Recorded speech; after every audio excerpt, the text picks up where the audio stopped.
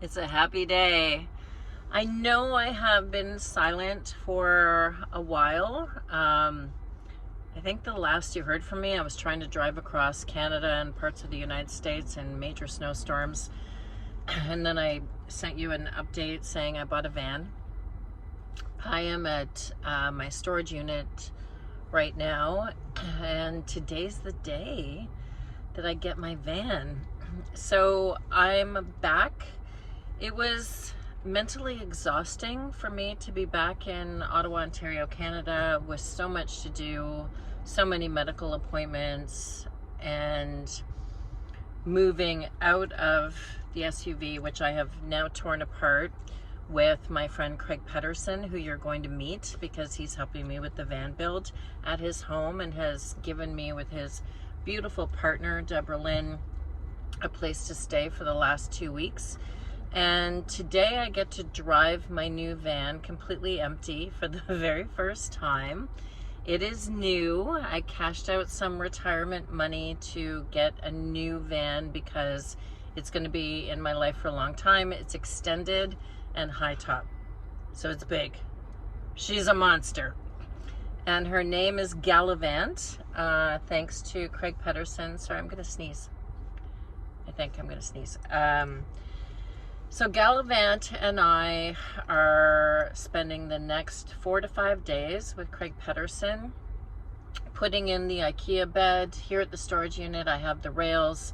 At his house is the 10-inch double memory foam bed, so I will not be sleeping on a bed that's about this long anymore in this lovely vehicle that has been so good to me. It'll be 2 years. It would be 2 years in August, but she is getting traded in, and she never had a name because it wasn't really a van life thing. It was living in my SUV. So I am feeling totally excited today, and I'm going to take you on the journey, and then I'm going to take you through the entire van build. It's technically a no build, simply for financial reasons. I don't have the ability right now to do a whole build, so it's going to be kind of what you can do with an IKEA bed, some shelving that you already owned that's in storage up there, bins that are canvas for the lightness of traveling. I've got ratchet straps and hooks. So over the next little while, this is the build in his driveway of how to do it really financially strapped with toe straps. And Buddy and I, oh here, I'll show you Buddy. In his new little seat. Buddy and I, sorry, I dropped you guys while I was saying hi to Buddy. He's strapped in his seatbelt, and we're on our way to the dealership.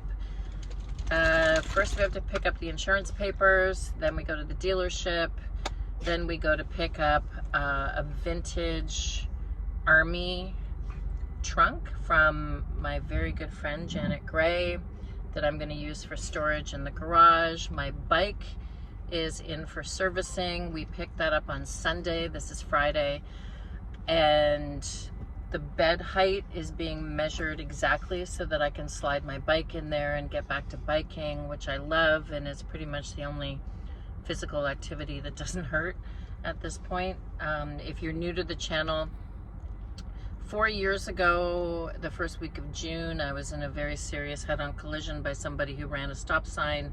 So I need a lot of medical assistance to stay upright. And I'm very grateful for the people that contribute to my life that help me do that. Because Craig came here this morning to put the seats back in here, because I've been sleeping in the back without seats for, again, it would be 2 years in August. The dealership is going to reinstall them, which is great, and I'm very grateful for that. And so we have a lot happening in the next week, and I promise to be back now on a more regular basis to show you the financially beneficial way of doing a no build, and yet having the existing shelves that I have. And I did go get an IKEA kitchen counter with shelves for the water and the gray water. It has a sink and then some things that I can hang stuff on. So I'm going to take you on this journey. I'm just so excited today that I will be able to stand upright in a tall vehicle that I have never driven. This will be the first time that I drive this vehicle because it was a very rare find, and I just said to him, I don't need to drive it today because I'm not changing my mind. And so I have not driven. Keeping in mind, I have driven an RV over from Paris to Venice and over the Alps. So this isn't my first rodeo, but I'm still a little nervous. It's an exciting day. I'm going to share it all with you.